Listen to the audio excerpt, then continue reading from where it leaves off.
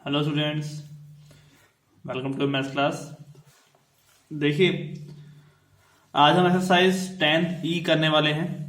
और अब तक हमने एग्जांपल्स किए थे, जो एग्जांपल बेस्ड थे रॉबी टेस्ट के ऊपर। ठीक है। और सबसे पहले हम जो स्टार्ट करते हैं वो स्टार्ट करते हैं दिलेम्बन अनुपात परीक्षण। ठीक है। और उसके बाद हम अगर वो फेल हो जाता है तो रॉबी टेस्ट के ऊपर आते हैं। ठीक है। तो एक्सरसाइज जो है हमारे पास 10 ई, उससे कुछ क्वेश्चंस ले लिए जाएं। बाकी मैंने अच्छे से समझा दिया है और प्रैक्टिस करना तो आपके हाथ की बात है, लेकिन फिर भी मैं चाहता हूँ कि कुछ ऐसे क्वेश्चन जो मुझे इंपॉर्टेंट लगते हैं वो मैं आपको करा दूं। ठीक है। तो क्वेश्चन नंबर देखिए आप, third. 1+2/1 into 1/2 plus 2 into 4/1 into 3 into 1/3 plus 2 into 4 into 6/1 into 3 into 5 into 1/4। ठीक है। तो यहाँ पे हमारे पास इस तरह की टर्म बनेगी, जिसमें आप देख सकते हैं कि अगर हम यहाँ पे कैंसिल करते हैं, 2 से 2 कैंसिल कर देते हैं कि सच ये कैंसिल हो रहा है, तो ये ऐसा नहीं करना का। ठीक है। 1 जो आगे है वो भी क्या है, एक तरह से एक्स्ट्रा टर्म है, पद एक्स्ट्रा है, उसको भी हमें हटाना है। तो हम क्या लिखेंगे यहाँ पे कि प्रथम पद को छोड़ने पर श्रेणी के अभिसरण पे कोई फर्क नहीं पड़ता है, कोई प्रभाव नहीं पड़ता, तो हम छोड़कर और एनो पद बनाएंगे। ठीक है। तो दी गई श्रेणी,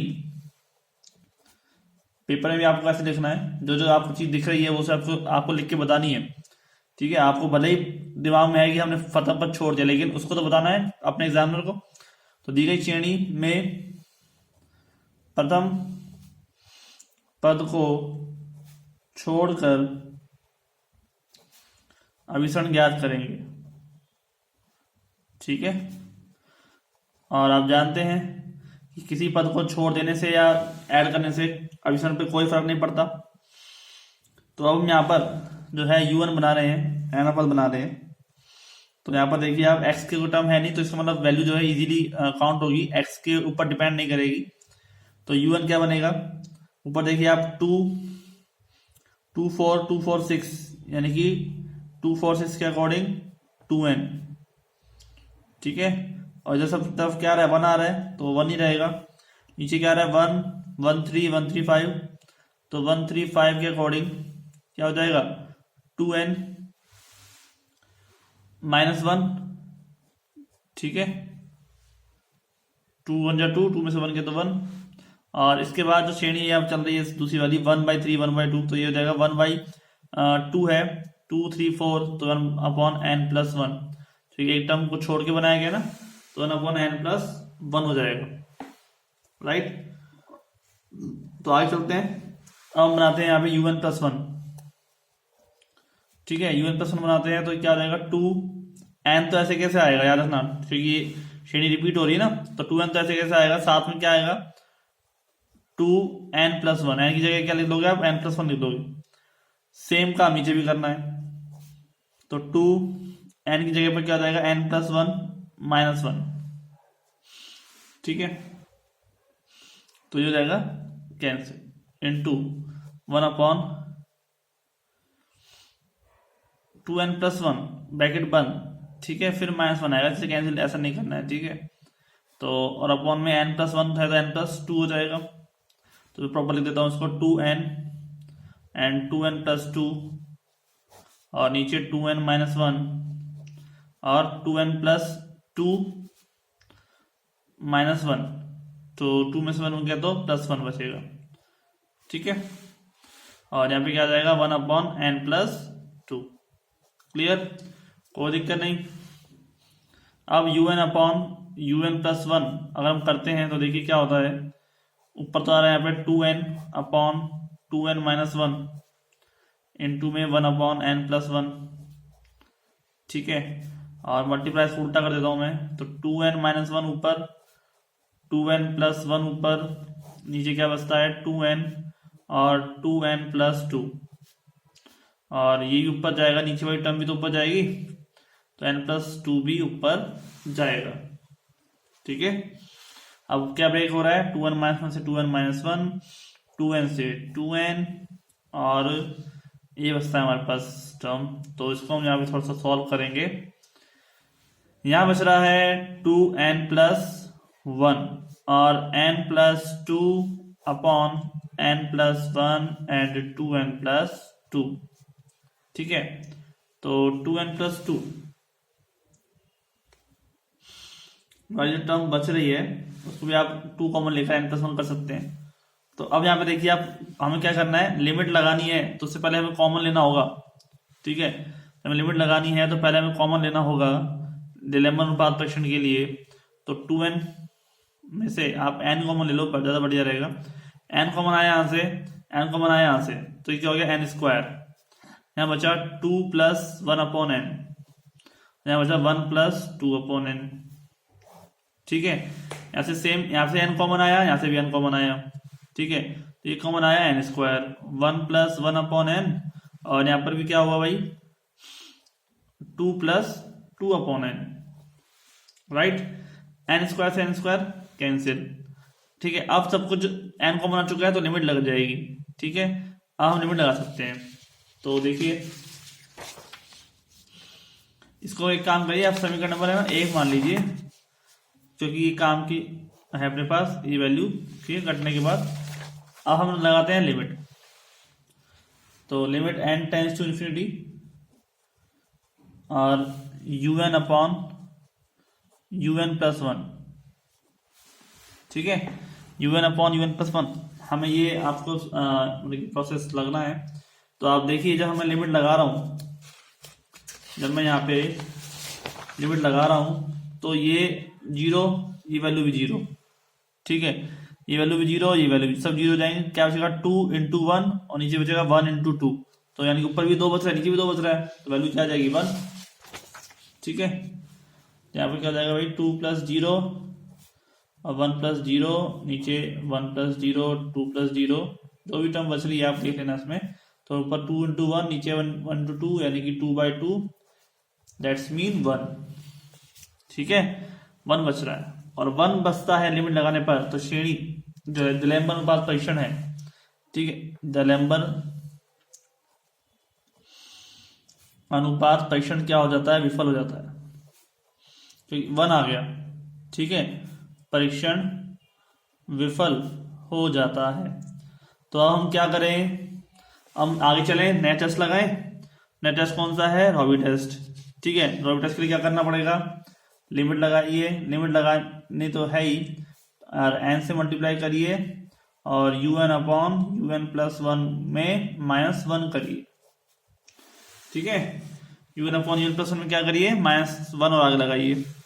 तो इधर भी हम लगाते हैं limit n tends to infinity and n multiply में है, un अपॉन un+1 -1 करना है। ठीक है, तो इस वाले टर्म को आप पूरा से ले लीजिए और -1 यहाँ के लगा दीजिए। ठीक है, यदि हम करें, इस टर्म को लेने से अच्छा है कि थोड़ा सा ऊपर ले लें, इसी टर्म को ले लेते हैं। ठीक है, थोड़ा सा इजीली रहेगा, है ना। तो 2n+1, n+2, n+1, 2n+2, 2n+1,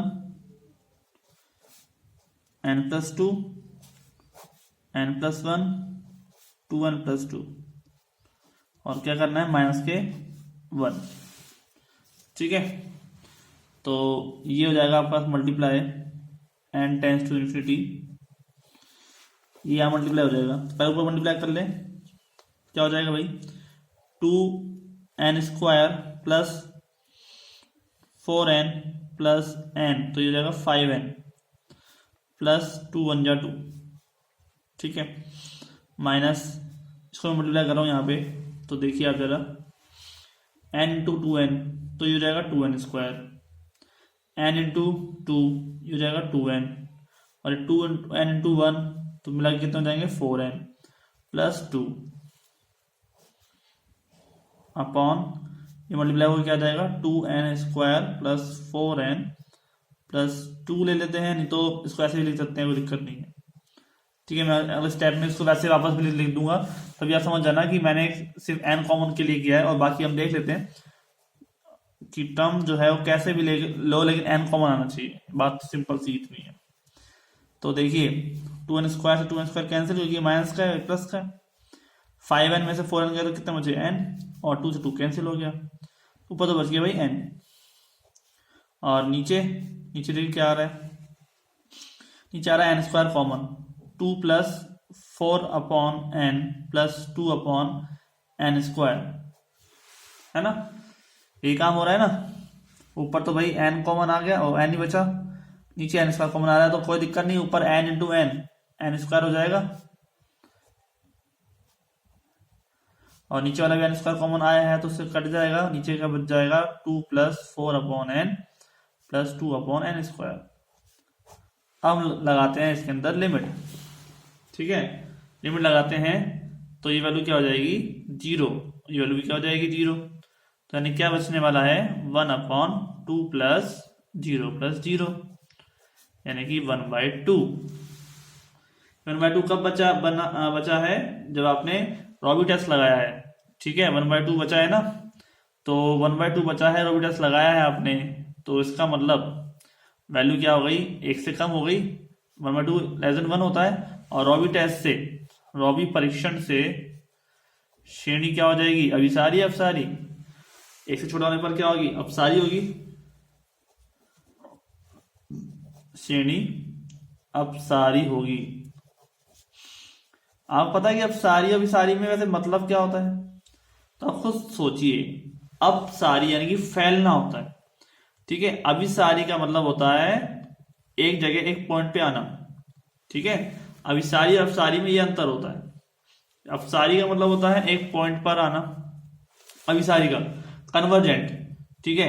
आप से ऐसा कह सकते हैं कि मान लो अब आप जो है एक रूम में बैठे हो, पढ़ रहे हो, ठीक है, और पढ़ते आपको एक याद आया कि आप एक रूम में बैठ के पढ़ लो, और पढ़ने के लिए, ठीक है, जब पढ़ने बैठे हो और आपको कैमरा लगा दिया जाए कि हाँ पढ़ना है, तो आपको पूरा पूरा ध्यान कहाँ जाएगा, पढ़ने में जाएगा। आप उसी रूम के बारे में, अपने पढ़ने के बारे में सोच सकते हो। और लेकिन अगर आपको कहा जाए कि भाई घूम लो, मैं पढ़ना है, आपको ये फिक्स है सुबह से शाम तक पढ़ना, लेकिन कितनी देर पढ़ना है ये कोई फिक्स नहीं है, ठीक है, शाम को आप चेक करेंगे हाँ आपने पढ़ा नहीं पढ़ा, तो आप क्या करोगे, दिन में घूमते रहोगे, शाम को आगे पढ़ने बैठ जाओगे, तो उसका मतलब क्या होता है अपसारी, यानी कि पूरा नॉलेज ले जाने फैल गया, आपने पूरे दिन बहुत सारे काम किया, और जबकि आपको एक तरह से निगरानी करके पढ़ाया जाए तो आप सिर्फ एक रूम में बैठ के पढ़ रहे हो, तो क्या हो गया, आपने सिर्फ और सिर्फ बुक के बारे में ही सोचा, बुक के बारे में आपने पढ़ा, ठीक है। तो ये फर्क होता है अभिसारी होना अपसारी होने में, ठीक है। थिंकिंग भी होती है डाइवर्जेंट थिंकिंग यानी कि, और कन्वर्जेंट थिंकिंग। डाइवर्जेंट का मतलब होता है थिंकिंग डाइवर्स हो रही है, थिंकिंग बढ़ रही है, फैल रही है, हर एक एरिया में आप अपना सोच पा रहे हो। और कन्वर्जेंट का मतलब होता है आप छोटा सोच रहे हो, ठीक है, ऐसा लैंग्वेज यूज की जाती है, आप छोटा सोच रहे हो। अभिसारी आपकी लैंग्वेज कन्वर्जेंट है, ठीक है। तो अभिसारी तो होता है वो पॉइंट पर कनेक्ट करती है, और अपसारी जो होता है वो इन्फिनिटी जाती है टर्म, तो हम कहते हैं कि भाई अपसारी है, ठीक है। समझ में आ गया क्वेश्चन, समझ में आ गया, काम हो गया आपका, कंप्लीट हुआ। तो इसमें हमने मोस्टली क्या किया, हमें पता था कि ये श्रेणी जो है विफल हो जाएगी, तो उसके बाद हमने -1 लगाया है, तो हमने -1 जो लगाया है इस पे लगाया है, क्योंकि अगर आप एन कॉमन वाले पे लगाते ना, जो उसके पास समीकरण नंबर 1 थी, ठीक है, इसके बाद वाला यानी कि एन कॉमन होने पर लगाते, तो उसमें क्या है फिर इनवर्स में ले जाना पड़ता, ऊपर जाते तो इनवर्स में ले जाते फिर प्रसार होता, ठीक है। तो इस हिसाब से इस तरह से मुझे सही लगा करने में, आपको उस तरह से करने में तो उस तरह से कर सकते हो। नीचे वाली टर्म में भी एन कॉमन वाले को छोड़ दो या फिर मल्टीप्लाई वाले को ले आओ, तो इसमें भी कोई दिक्कत वाली बात नहीं है, आप आराम से देख सकते हैं, ठीक है स्टूडेंट्स। तो ये आपका क्वेश्चन हो गया। इसके बाद हम एक क्वेश्चन और लेंगे इसी एक्सरसाइज का, उसके बाद बाकी क्वेश्चन आप लोगों के लिए हैं, ठीक है। तो मिलते हैं नेक्स्ट लेक्चर में, आज के इतना ही। कोई भी दिक्कत हो किसी भी तरह की आप मुझसे पूछ सकते हैं, ठीक है। और आपके पास नए नए तरह के मतलब कि कोई भी ऐसा नहीं है कि बुक इसी बुक में से पढ़ो, मान लेता है बुक के क्वेश्चंस खत्म हो जाए तो आपको मैं और बुक भी बता दूंगा, उस बुक के क्वेश्चन भी आप पढ़ सकते हैं। ठीक है, पहले इस बुक के क्वेश्चन खत्म करिए। मान लो किसी पास एक्स्ट्रा टाइम है और सोच रहा है कि बुक के क्वेश्चन ही सर कंप्लीट हो गए हैं, मुझे और पढ़ना है, तो मैं उसको ही बता दूंगा कि आप और हायर मैथमेटिक्स के लिए और अच्छी से अच्छी बुक्स कौन सी पढ़ सकते हैं। ठीक है स्टूडेंट्स, तो मिलते हैं फिर, आज के इतना ही। Thank you.